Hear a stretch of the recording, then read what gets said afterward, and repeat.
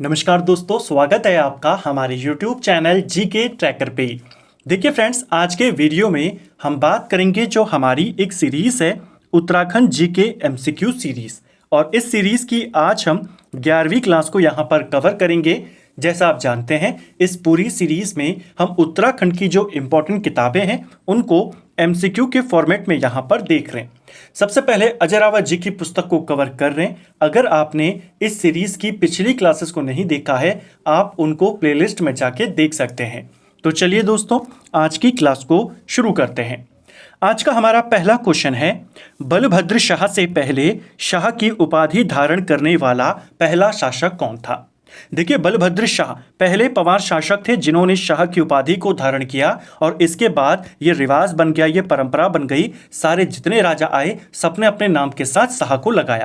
Question बनता है, शाह की उपाधि धारण करने वाला पहला पवार शासक कौन था? वो बलभद्र शाह है।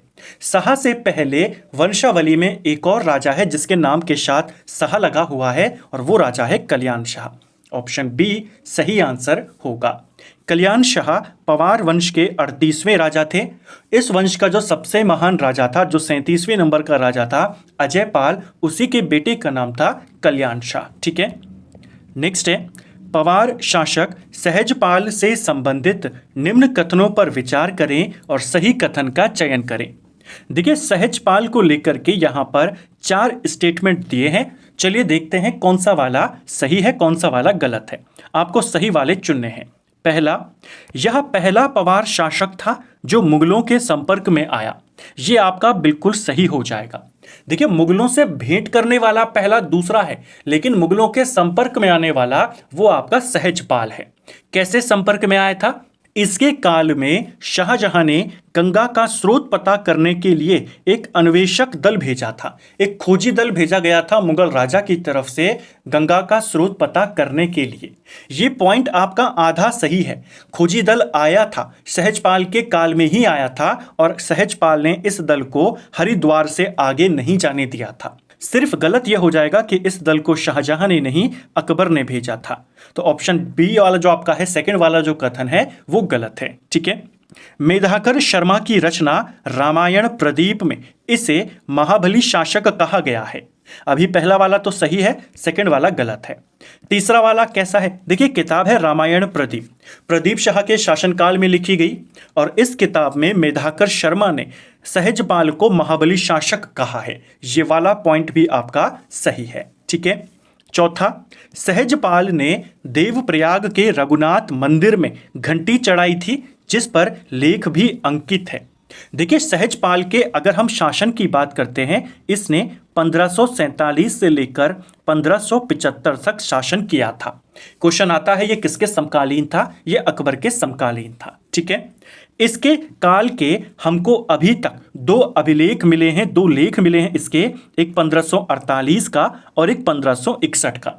जो 1561 का लेख है वो रघुनाथ मंदिर की एक घंटी पर लिखा गया है। तो क्वेश्चन बनता है कि रघुनाथ मंदिर से घंटी लेख किसका है, किसने उसे चढ़ाया था? तो उसको आपने ध्यान रखना है, वो भी कौन है? सहजपाल है। ठीक है, तो यहां पर आपका चौथा भी सही है, तीसरा भी और पहला भी। तो 1, 3, 4 आपके सही उत्तर हो जाएंगे। ऑप्शन बी सही आंसर है। इसके अलावा सहजपाल को लेकर के 2 बातों को और याद कर लेना। सहजपाल को कुशल राजनीतिक, शत्रुओं का नाशक, प्रजापालक, दानी राजा कहा गया है। ठीक है, नेक्स्ट है, अकबर के विद्रोहियों को पकड़कर दिल्ली भेजने वाला पवार शासक कौन था? देखिए, अकबर के विद्रोहियों को पकड़कर दिल्ली भेजने वाला पहला पवार शासक जो था वो बलभद्र शाह था। इसको लेकर के सवाल क्या आता है? सवाल आपके पास आता है कि मुगल दरबार में राजदूत भेजने की जो प्रथा शुरू हुई गढ़वाल से, वो किसके काल में शुरू हुई? वो इसी बलभद्र शाह के काल में शुरू हुई। ऑप्शन बी सही आंसर होगा। ठीक है, मुगलों के संपर्क में कौन आया? सहजपाल। लेकिन वो ना मुगल राजा से मिला, ना मुगल दरबार में गया, ना उसका कोई राजदूत गया। केवल जो मुगल सैनिक थे, जो दल के रूप में यहां पर आए थे, खोजी दल, उनसे उसकी मुलाकात हुई या उनके वो संपर्क में आया। बलभद्र शाह भी अभी राजा से नहीं मिला है, मुगलों से नहीं मिला है, केवल राजदूत भेजने की प्रथा शुरू हुई है। अकबर के कुछ विद्रोही यहाँ के पहाड़ों में आकर छुप गए थे, मुगल सेना वहां पर जा नहीं सकती थी, जा नहीं पा रही थी, तो यहाँ की सेना ने उनको पकड़ा, बलभद्र शाह ने उनको पकड़वा कर उनके साथ अपना राजदूत मुगल दरबार में भेजा और वहीं से यह प्रथा शुरू हुई। ठीक है, बलभद्र शाह पवार वंश के 43वें राजा थे और पहले राजा हैं जिन्होंने अपने नाम के साथ शाह उपाधि को धारण किया था। अगला, बलभद्र शाह से जुड़ा निम्न में से कौन सा कथन गलत है? 3 स्टेटमेंट है, देखते हैं। इसने रुद्रचंद के विरुद्ध ग्वालदम का युद्ध लड़ा था, पहला वाला आपका बिल्कुल सही हो जाएगा। देखिए, ग्वालदम का युद्ध 1581 में लड़ा गया था, कुछ जगहों पर 1591 भी दिया है, आपने पहला रेफरेंस इसी को देना है क्योंकि पेपर में ये एक बार आ चुका है। ठीक है, ये विकल्प में ना हो तो आप 91 को टिक कर सकते हैं। तो ग्वालदम का युद्ध किस किस के बीच हुआ? गढ़वाल और कुमाऊं। गढ़वाल की तरफ से बलभद्र शाह थे, कुमाऊं की तरफ से रुद्रचंद थे।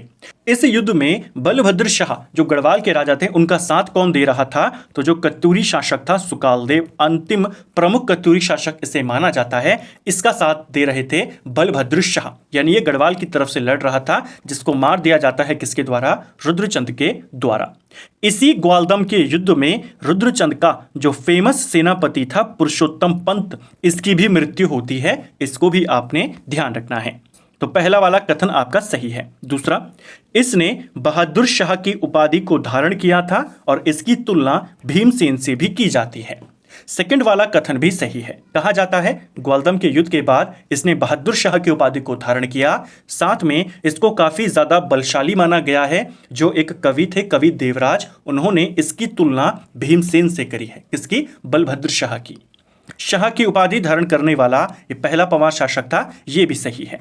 इनमें से कोई भी आपका गलत नहीं है। ठीक है, किस पवार शासक ने दापा के शासक काकवा मोर को पराजित किया था? क्वेश्चन बनेगा, काकवा मोर कहां का राजा था? दापा का शासक था। इसको पराजित करने का श्रेय जाता है मान शाह को। ऑप्शन बी सही आंसर होगा। देखिए, जो तिब्बत वाला इलाका है, तिब्बत को ही पूर्व काल में दापा कहा जाता था। यहां पर आक्रमण किया मान शाह ने और यहां के राजा काकवा मोर को पराजित किया। यहां से मान शाह अपने साथ 1000 स्वर्ण कलश को लेकर आए थे। क्वेश्चन बनेगा, दापा से यानी तिब्बत से 1000 स्वर्ण कलश कौन लेकर आया? आप कहेंगे मान शाह। कहां पर इनको स्थापित कराया गया था? ये जो 1000 स्वर्ण कलश थे, गौरी मठ में इनको स्थापित कराया गया था। ठीक है, मान शाह को लेकर के एक बात और याद करना, मान शाह ने महाराजा धीराज की उपाधि को भी धारण किया था। नेक्स्ट है, किस पवार शासक के काल में लक्ष्मी चंद ने 7 असफल आक्रमण किए थे? देखिए, लक्ष्मी चंद ने 7 असफल आक्रमण मान शाह के काल में किए थे। ऑप्शन बी सही आंसर होगा। लक्ष्मी चंद ने मान शाह के ऊपर कुल 8 आक्रमण किए थे, जिसमें से 7 लगातार असफल थे और एक आक्रमण छोटी सी सफलता इसको वहां पर मिली थी जब इसने गढ़वाल के सेनापति खतर सिंह को यहां पर मार दिया था। ठीक है, और उसी के बाद कुमाऊं में कौन सा त्योहार शुरू हुआ? खतुड़वा त्योहार की शुरुआत होती है। नेक्स्ट है, जीतू बगड़वाल निम्न में से किस पवार शासक के समकालीन था? देखिए, जीतू बगड़वाल की बात करते हैं, इसको लेकर के क्वेश्चन बनता है। जीतू बगड़वाल आपके टिहरी के बगुड़ी गांव का था। इसके बारे में कहा जाता है कि जो आचरियां थी, परियों को, अप्सराओं को आचरियां भी कहा जाता है, आचरियों के द्वारा जीतू बगड़वाल को उसके जो बैल थे, उन बैलों के साथ ही वो हरकर ले गई थी, यानी इसे अपने साथ वो ले गई थी। तो इसको आपने ध्यान रखना है, किसको लेकर गई थी? बैलों के साथ ही इसको हर लिया था, वो था जीतू बगड़वाल। ठीक है, किसके समकालीन था? ये मान शाह का समकालीन था। किसका ये सेनापति था? ये मान शाह का सेनापति था। कहा जाता है मान शाह ने इसे तिब्बत का फौजदार भी नियुक्त किया था।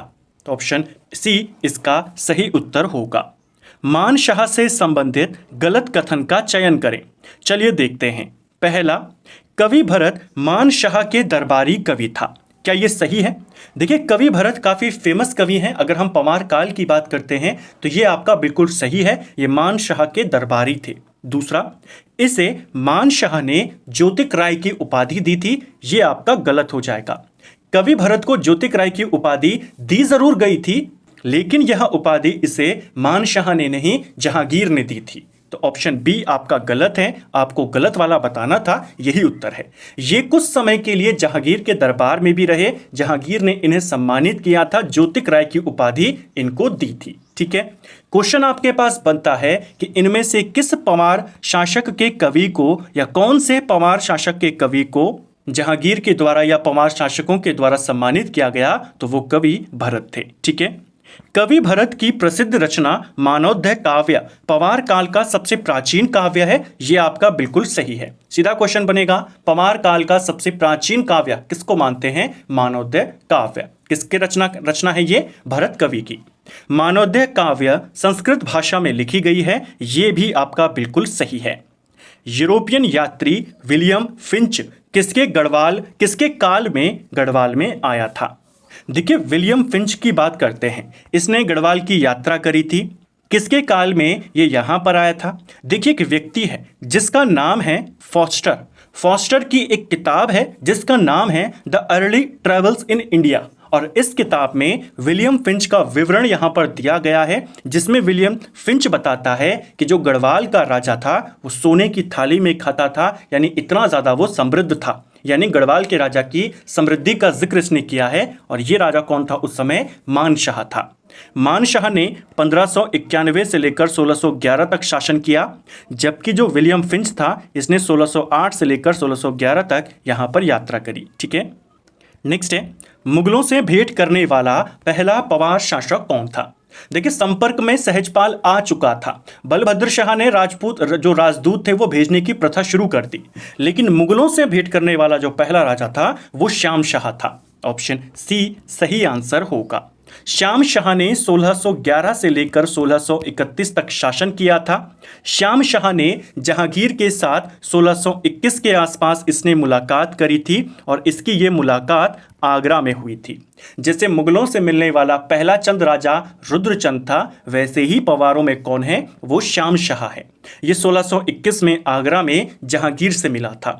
जहांगीर के द्वारा इनको उपहार में हाथी घोड़े प्रदान किए गए थे। क्वेश्चन बनता है कि मुगल शासक ने किस पंवार शासक को हाथी घोड़े उपहार में दिए थे? वो श्याम शाह है। ठीक है, नेक्स्ट है, गढ़वाल का तुगलक घमंडी राजा विलासी राजा किसे कहा जाता है? तो देखिए, गढ़वाल का तुगलक या घमंडी राजा विलासी राजा ये भी श्याम शाह के लिए कहा जाता है। ऑप्शन डी सही उत्तर यहाँ पर हो जाएगा। किस पंवार शासक की मृत्यु अलकनंदा में डूबने से हुई थी? यानी कौन सा पंवार शासक था जो जल दुर्घटना में जिसकी मृत्यु होती है? वो भी श्याम शाह था। ऑप्शन ए सही आंसर होगा। इसको लेकर के सवाल बन सकता है, क्योंकि इसकी मृत्यु न तैरने के कारण हुई है, तो क्वेश्चन बन सकता है किस पंवार शासक को तैरना नहीं आता था? अब इसकी मृत्यु ही न तैरने के कारण हुई है, बोट में ये जा रहे थे अलकनंदा नदी पर, बोट पलटने के कारण इनकी मृत्यु हुई, तो आप कहेंगे श्याम शाह। ठीक है, एक और चीज ध्यान रखना, जब श्याम शाह की मृत्यु हुई तो इनके साथ इनकी 60 रानियां यहां पर सती हुई थी। क्वेश्चन बनता है, गढ़वाल में सती प्रथा का उल्लेख किस पंवार शासक के काल में मिलता है? श्याम शाह। पंवार वंश में सबसे अधिक उम्र में राजा बनने वाला शासक कौन था? सबसे अधिक उम्र में शासक बनने वाला जो राजा था वो महिपति शाह था। ऑप्शन बी सही आंसर होगा। लगभग 48 के करीब इनकी उम्र थी और सबसे ज्यादा उम्रदराज शासक इनको माना जाता है। ठीक है, ऑप्शन ये जो थे महिपति शाह, ये श्याम शाह के चाचा थे। क्वेश्चन बन सकता है। ठीक है, नेक्स्ट है, लोधी रिखोला बनवारी दास किसके सेनापति थे? दो फेमस सेनापति हैं गढ़वाल के, लोधी रिखोला, बनवारी दास। लोधी रिखोला को गढ़वाल का रखवाला भी कहा जाता है। ये दोनों प्रमुख सेनापति थे महिपति शाह के। इनके अलावा महिपति शाह के एक और फेमस सेनापति थे जिनका नाम था माधो सिंह भंडारी। ठीक है, मान शाह की तरह महिपति शाह ने भी दापा पर आक्रमण किया था, यानी तिब्बत को इन्होंने जीता था। ठीक है, रोटी सूची प्रथा की शुरुआत किस पंवार शासक ने करी थी? देखिए, रोटी सूची प्रथा इसे शुरू किया था महिपति शाह ने। ऑप्शन बी सही उत्तर होगा। हमने इसके बारे में कई बार बात करी है कि तिब्बत में महिपति शाह ने अभियान किए थे, एक नहीं दो नहीं 3 अभियान किए थे। और तिब्बत जो इलाका है वो काफ़ी ठंडा इलाका है और उस समय जो नियम थे वो ये थे कि अगर आपको खाना बनाना है, रसोई में जो खाना बनाते थे वो ज़्यादातर अपने सारे कपड़े उतार कर केवल धोती वगैरह में खाना बनाते थे। लेकिन उस ठंडे माहौल में रहना उस कंडीशन में बिल्कुल पॉसिबल नहीं था। तो एक प्रथा यहाँ पर शुरू करी गई, रोटी सूची प्रथा, कि रोटी कोई भी बनाए, कैसे भी बनाए, उसे शुद्ध ही माना जाएगा। किसके काल में शुरू हुआ? महिपति शाह के काल में। ठीक है, नेक्स्ट है, महिपति शाह को महाप्रचंड भुजदंड किसने कहा था? तो महिपति शाह को महाप्रचंड भुजदंड ये कहा था कवि मौला राम ने। ऑप्शन बी सही आंसर होगा। देखिए, महिपति शाह को गर्व भंजन भी कहा जाता है, एक आपने इसको याद करना है। महिपति शाह को अक्खड़ राजा भी कहा जाता है, अक्खड़ राजा इसे मुगल लेखकों ने कहा था, इस पॉइंट को भी याद करेंगे। और मौला राम ने इन्हें महाप्रचंड भुजदंड की उपाधि दी है। किस पवार शासक ने नागा साधुओं की हत्याएं करवाई थी? तो नागा साधुओं की हत्याएं करवाने वाला पवार शासक भी कौन था? महिपति शाह था। ऑप्शन बी सही आंसर होगा।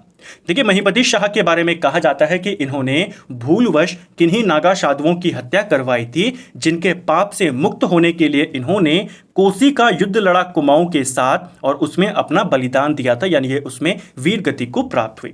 1635 में कोसी का युद्ध लड़ा गया था गढ़वाल और कुमाऊं के बीच में। कुमाऊं के राजा उस समय त्रिमल चंद थे, उनके साथ युद्ध लड़ा। कहा जाता है महिपति शाह के आग्रह पर ही वो युद्ध हुआ था, जिससे ये अपना बलिदान वहां पर दे सके। ठीक है, ऑप्शन बी। रानी कर्णवती के संबंध में गलत कथन का चयन करें। चलिए, इन्हें नागकटी रानी के नाम से जाना जाता है, बिल्कुल सही है। इनके पति थे महिपति शाह। महिपति शाह के मरने के बाद क्योंकि मुगल लेखक उनसे चिढ़ते थे, शाहजहां के राज्य अभिषेक में वो नहीं गए थे, तो जैसे ही उनकी मृत्यु होती है, इनके जो पुत्र थे वो काफ़ी छोटे थे। शाहजहां नवाजत खान के नेतृत्व में मुगल सेना को भेज देता है। उस सेना को पराजित करती है रानी कर्णावती और उनकी नाक कान कटवा देती है और नागकटी रानी के नाम से फेमस होती है। ठीक है, इनकी तुलना गोलकुंडा की रानी दुर्गावती से होती है, ये पॉइंट भी आपका सही है। ये पृथ्वीपति शाह की पत्नी व संरक्षिका थी। देखिए, संरक्षिका जरूर थी लेकिन पत्नी नहीं थी, ये उनकी माता थी। कई बार सिंपल सा क्वेश्चन है, कई बार हमने देखा है, लेकिन कई बार एग्जाम में क्या होता है, प्रेशर की वजह से हम केवल एक चीज पर ध्यान देते हैं, दूसरी पर नहीं। तो इसको भी ध्यान रखना कि आपको पूरी लाइन सही से पढ़नी है। अगर एक चीज भी वहां पर गलत है तो पूरा कथन आपका गलत हो जाएगा। पृथ्वीपति शाह की माता व संरक्षिका थी। ठीक है, तो तीसरा वाला गलत है।